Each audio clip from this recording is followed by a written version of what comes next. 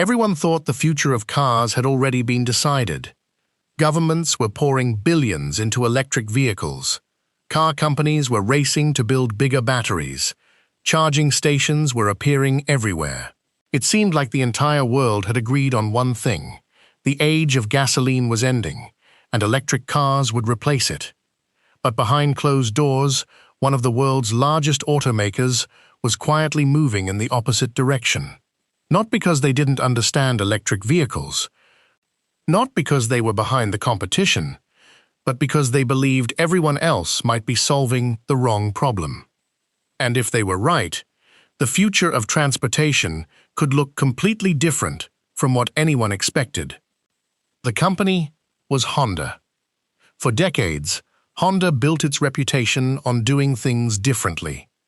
While competitors chased size and luxury, Honda obsessed over engineering. Their founder, Soichiro Honda, wasn't a businessman in the traditional sense. He was a mechanic, an inventor, and a man who spent more time covered in oil than sitting in boardrooms. That mindset shaped the company for generations. Whenever the industry moved in one direction, Honda had a habit of asking uncomfortable questions.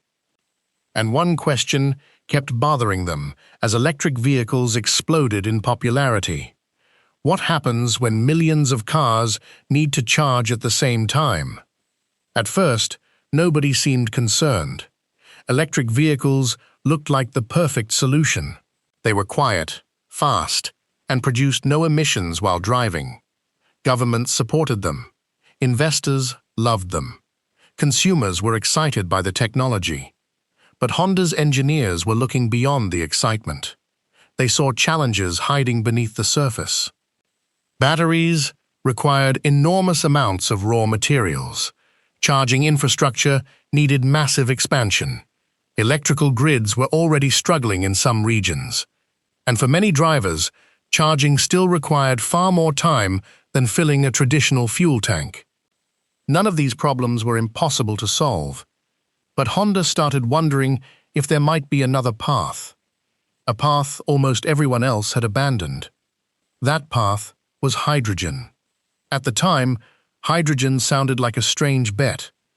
Most people barely understood how it worked. Investors weren't talking about it. Headlines were dominated by electric vehicles. Tesla was becoming one of the most valuable companies in the world. Hydrogen felt like yesterday's idea, which made Honda's decision even more surprising. Because while the world celebrated battery technology, Honda was quietly investing years of research into something most people believed had already lost the race. But this wasn't the first time Honda had ignored conventional wisdom. And that history would eventually lead them to a decision that could either become one of the smartest moves in automotive history, or one of the biggest mistakes. The answer depended on something nobody could predict. Not the technology. Not the vehicles. But whether the world would be ready for it when the time came. And that's where the story starts to get interesting. Long before most people had ever heard the phrase clean energy vehicles, Honda engineers were already experimenting with hydrogen. The concept sounded almost too simple. Instead of burning gasoline, a fuel cell would combine hydrogen with oxygen to generate electricity. The vehicle would drive like an electric car, but instead of plugging into a charger, it would be refueled with hydrogen. The only byproduct? Water vapor. No exhaust fumes. No gasoline. No massive battery packs.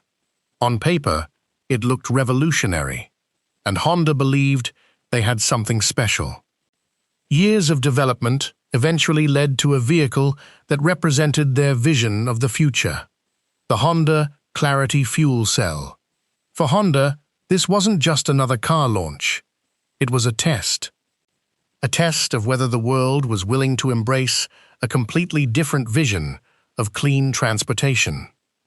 The Clarity delivered impressive results.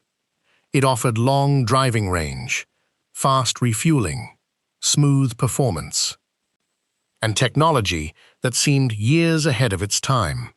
For a moment, it looked like Honda might have discovered an alternative to the battery revolution. But then, reality arrived. Because building a great vehicle turned out to be the easy part. Building an entire ecosystem around it was something else entirely. Drivers quickly discovered a problem. They could own the car. They could drive the car. But finding a place to refuel it was another story.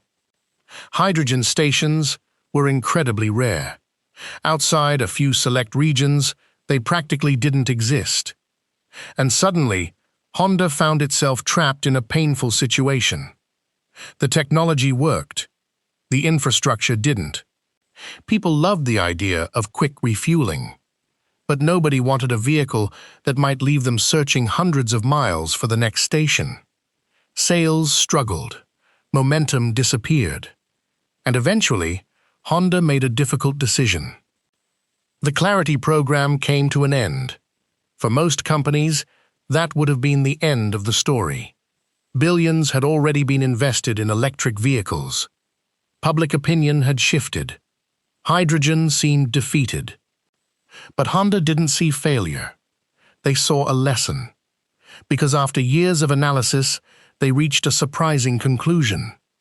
The vehicle hadn't failed because hydrogen didn't work.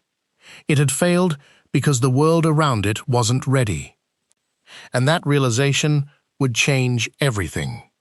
Instead of abandoning hydrogen, Honda went quiet, very quiet. While headlines focused on electric vehicles, Honda continued developing fuel cell technology behind the scenes. No flashy announcements, no dramatic promises, just years of engineering improvements. Waiting, watching, preparing. Because Honda believed timing matters just as much as technology. And slowly, something began to change. Hydrogen infrastructure started expanding. Governments began funding new projects. Energy companies invested billions into future hydrogen networks. Industries beyond passenger cars became interested. Truck manufacturers, shipping companies, public transportation systems. The conversation was no longer about a single vehicle. It was becoming something much bigger. And Honda realized the opportunity they had been waiting for might finally be arriving. But this only matters once you see what happened next. For years, Honda watched from the sidelines as electric vehicles dominated the conversation. Every quarter seemed to bring another announcement: a bigger battery, a faster charger, a new electric model promising to change everything. And for a while, it looked like the strategy was working perfectly. EV sales climbed. Governments announced future bans on gasoline vehicles. Investors poured money into battery companies. The future appeared settled. But beneath the surface, small cracks were beginning to appear. Drivers loved the idea of electric cars. What they didn't always love was living with them.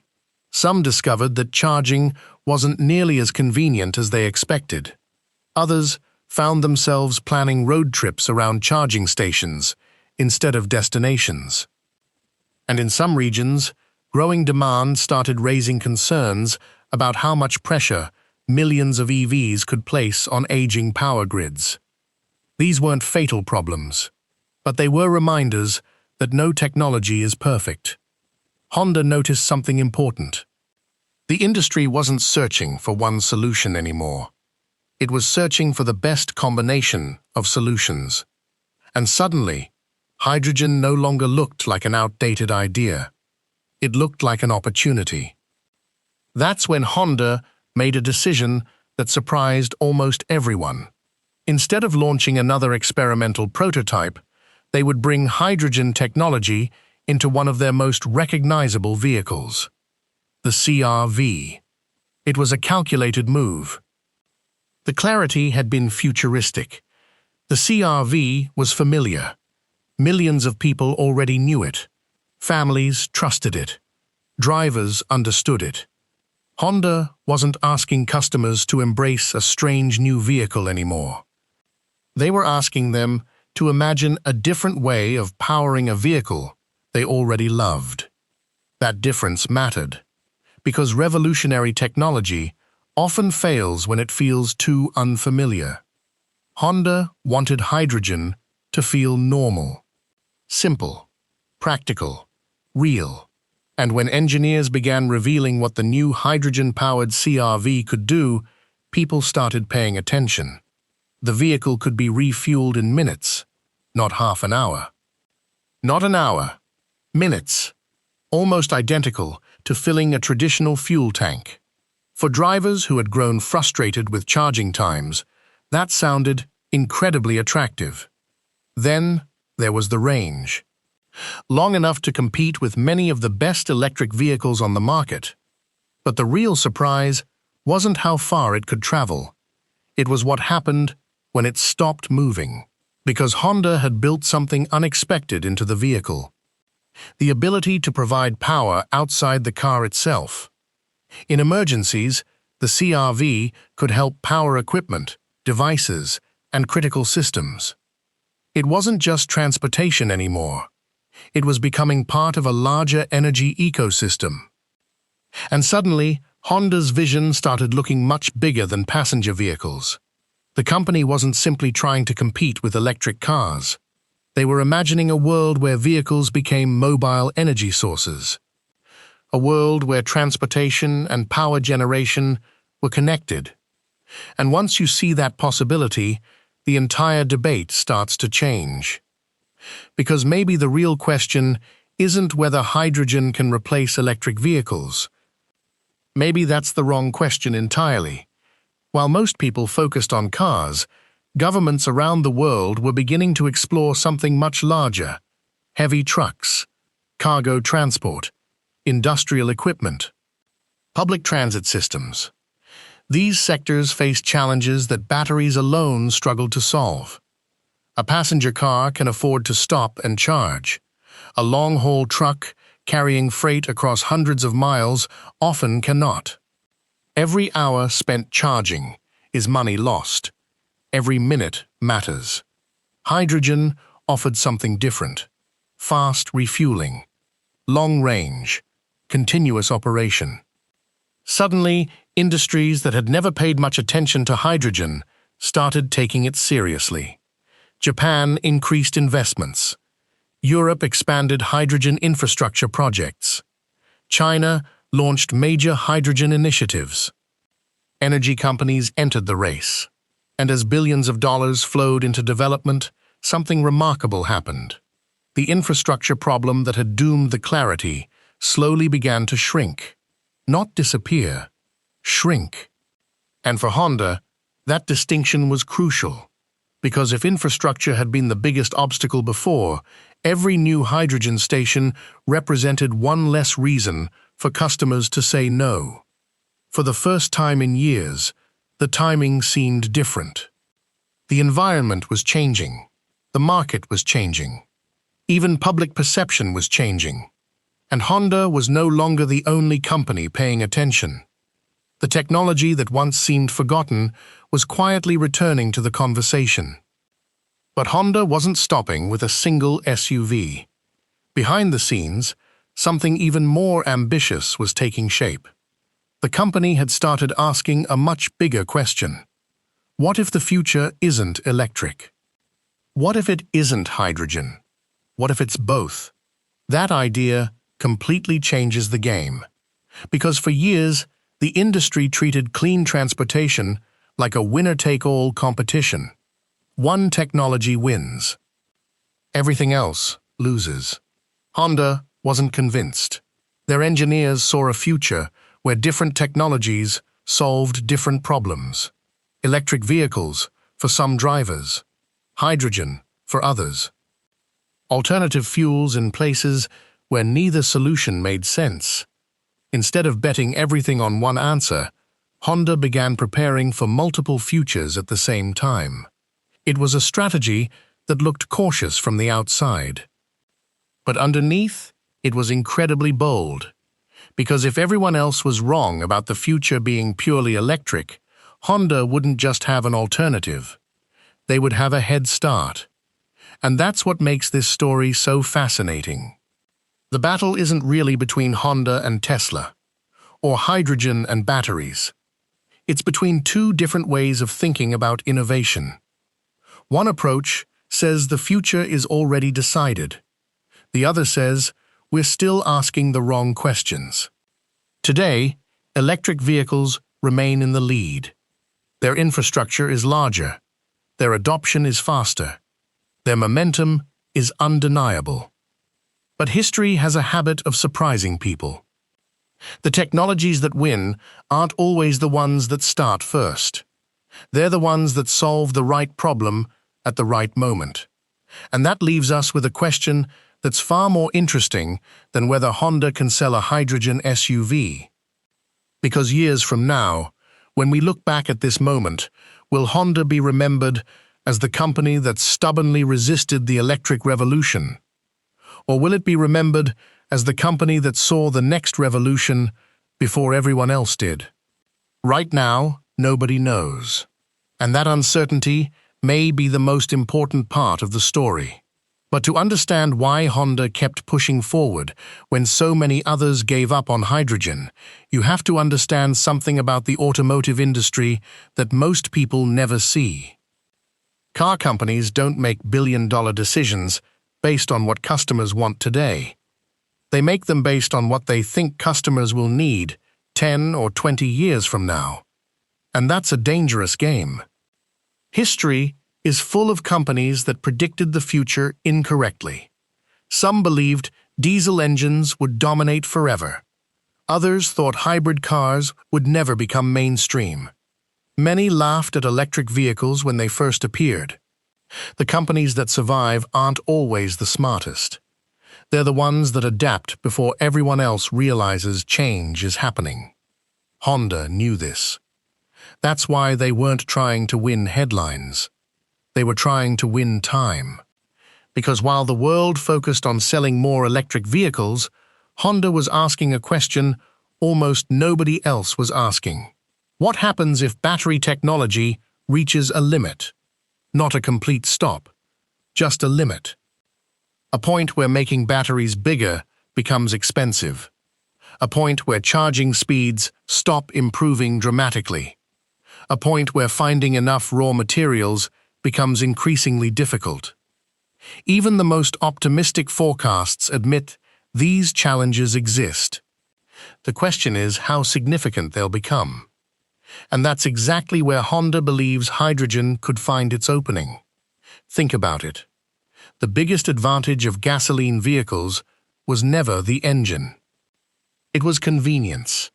You pull into a station, fill up in minutes, drive hundreds of miles. People became accustomed to that experience for over a century. Electric vehicles changed the equation. Now drivers traded convenience for cleaner transportation. Most people accepted that compromise. But Honda wondered whether they actually had to. What if clean transportation could be just as convenient as gasoline? That idea became the foundation of everything they were building. And the more they explored hydrogen, the more possibilities they discovered. Because hydrogen wasn't only useful for cars. It could store renewable energy. It could power factories. It could support entire transportation networks. Suddenly, Honda wasn't looking at a car technology anymore. They were looking at an energy technology. And that's a completely different conversation. Imagine a future city. Solar panels generate electricity during the day. Wind turbines produce power at night. The excess energy is used to create hydrogen.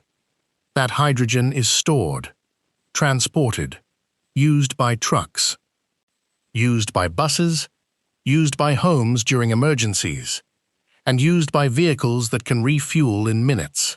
For Honda, that vision is far more exciting than simply replacing gasoline cars with battery-powered cars, because it creates flexibility. And flexibility is often what determines which technologies survive. But there was still one enormous problem: cost. The reality is that hydrogen technology has never been cheap. Building fuel cells costs money. Transporting hydrogen costs money. Constructing refueling stations costs money.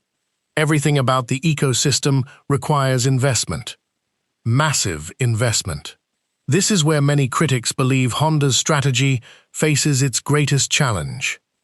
Even if hydrogen works perfectly, can it become affordable enough? It's a fair question, and honestly, nobody knows the answer yet. The same criticism was once aimed at electric vehicles. Early EVs were expensive. Charging infrastructure barely existed. Most people thought widespread adoption was impossible. Then, costs started falling. Technology improved. Infrastructure expanded. And suddenly, what seemed impossible became normal. Honda is betting that hydrogen may follow a similar path. Not tomorrow, not next year, but over time. The company understands this isn't a short race. It's a marathon. And that patience might be one of the most underestimated parts of their strategy. Because while many companies are judged quarter by quarter, Honda is investing in possibilities that may take decades to fully mature. That's a risky approach. But it also creates opportunities, especially when unexpected events shake the market. Take energy security, for example. Around the world, governments are becoming increasingly concerned about dependence on foreign energy sources. Countries want options. They want backup plans. They want systems that are resilient during crises. Hydrogen fits into that conversations surprisingly well. Unlike oil, hydrogen can be produced domestically. Unlike batteries, energy can be stored in different ways and over longer periods. For policymakers, these advantages are becoming harder to ignore. And every time a government announces a new hydrogen initiative, Honda's long-term bet looks slightly less crazy. That's why the company's engineers continue refining their systems year after year, making fuel cells smaller, more durable, more efficient, less expensive, because they know something most people overlook. Technologies rarely change the world overnight. They evolve quietly until one day everyone notices them at once. The internet did it. Smartphones did it. Electric vehicles did it. And Honda believes hydrogen could follow the same pattern. Slowly, then suddenly. But here's the twist nobody expected. Honda isn't actually trying to beat electric vehicles. Not really. Listen carefully to what many of their executives say. They rarely describe hydrogen as a replacement. Instead, they describe it as a complement, a partner technology, something that fills the gaps where batteries struggle. That's a very different strategy from what many people assume. Instead of fighting the EV revolution, Honda may be preparing for a future where multiple technologies coexist. And if that's true, then the entire debate changes. Because the future may not belong to a single winner. It may belong to whoever offers the most practical solution for each situation. A city commuter might choose an EV. A long-distance commercial operator might choose hydrogen. A remote community might rely on entirely different energy systems. The future becomes more complicated, but also more realistic. And that's exactly why Honda's story continues to attract attention. Not because they've already won, not because hydrogen has already succeeded, but because they refuse to accept that the future had already been decided. In a world obsessed with certainty, Honda kept investing in uncertainty. Most companies follow trends. Honda followed questions. And sometimes, the companies that ask the best questions end up shaping the future. Which brings us back to where this story began. The world looked at electric vehicles and saw the final answer. Honda looked at the same world and saw another possibility. Maybe they were wrong. Maybe hydrogen will never become mainstream. Maybe battery technology will continue improving so rapidly that alternatives become unnecessary. That's entirely possible. But what if they're right? What if, years from now, people realize that the future was never about choosing one technology over another? What if the biggest mistake wasn't underestimating electric vehicles, but underestimating everything else? Because if there's one lesson hidden inside Honda's long journey, from the Clarity's failure to the hydrogen CR-V's comeback, it's this: the future rarely belongs to the technology everyone expects. It belongs to the technology that's ready when the world finally needs it. And right now, somewhere inside Honda's research centers, engineers are still working on that possibility, still refining, still testing, still preparing for a future that may arrive sooner than anyone thinks, or perhaps later than anyone expects. Either way, one thing is certain: the race isn't over. In fact, it may have only just begun. And yet, there is one part of this story that rarely gets discussed, a part that could determine whether Honda's gamble becomes a historic success or a footnote in automotive history. Because technology alone has never changed the world. People do. You can build the most advanced vehicle ever created. You can design the cleanest engine. You can solve problems that engineers have struggled with for decades. But if people don't trust it, none of that matters. And trust is exactly where hydrogen faces its biggest battle. Think about it. Most people understand gasoline. They've used it their entire lives. Electricity feels familiar too. Everyone charges phones, laptops, and devices every day. Hydrogen is different. For many people, it's mysterious. Some hear the word and immediately think of explosions. Others simply don't know how it works. That lack of understanding creates hesitation. And hesitation slows adoption. Honda understands this better than anyone. That's why their strategy isn't centered around convincing people to love hydrogen. It's centered around making hydrogen invisible. The goal is simple. Drivers shouldn't need to understand fuel cells any more than they understand every component inside a smartphone. The experience should just work. Get in, drive, refuel quickly, go home. That's it. If Honda succeeds, most customers won't care how the technology works. They'll care about convenience. And convenience has always won. The automobile itself wasn't the first form of transportation. It was simply more convenient than alternatives. Smartphones weren't the first portable computers. They were just easier to use. Streaming services didn't invent entertainment. They made access easier. History repeatedly shows the same pattern. The technology that wins isn't always the most advanced. It's the one that removes friction. And Honda believes hydrogen has the potential to remove a lot of friction, especially for drivers who don't want to plan their lives around charging schedules. But as Honda continued investing in hydrogen, another unexpected development began changing the conversation: artificial intelligence. At first, it seemed unrelated. What does AI have to do with cars? Quite a lot, actually. Modern transportation is becoming increasingly intelligent.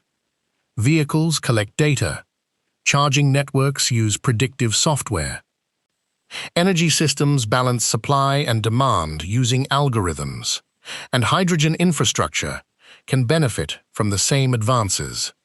Imagine an AI system that predicts demand across entire cities. Hydrogen production adjusts automatically. Refueling stations optimize supply. Transportation networks become more efficient. Waste decreases. Costs fall. Suddenly, technologies that once seemed difficult become easier to manage. And this is where the story becomes much larger than Honda, Because we're entering an era where multiple breakthroughs are happening at the same time. Artificial intelligence, renewable energy, advanced manufacturing, energy storage, alternative fuels. Each one influences the others. The future isn't being shaped by a single invention. It's being shaped by thousands of innovations colliding at once. Honda understands this. That's why they aren't building a hydrogen vehicle for today's world. They're building it for tomorrow's. A world that may look very different from the one we know now. And if history teaches us anything, it's that predictions are dangerous. Very dangerous. Go back 20 years. Few people predicted smartphones would dominate daily life. Go back 30 years. The internet looked like a niche curiosity. Go back 50 years. Many experts believed oil demand would continue rising indefinitely. The future always surprises us. Which means the smartest companies aren't necessarily the ones with the best answers. They're the ones prepared for multiple outcomes. Honda's hydrogen strategy reflects exactly that mindset. They're not betting against electric vehicles. They're betting against certainty. They're betting that the future will be more complex than today's headlines suggest. And complexity creates opportunity. That's why, despite criticism, setbacks, and years of slow progress, they continue moving forward. Not because success is guaranteed, because it isn't. Far from it. Hydrogen still faces enormous challenges. Infrastructure remains limited.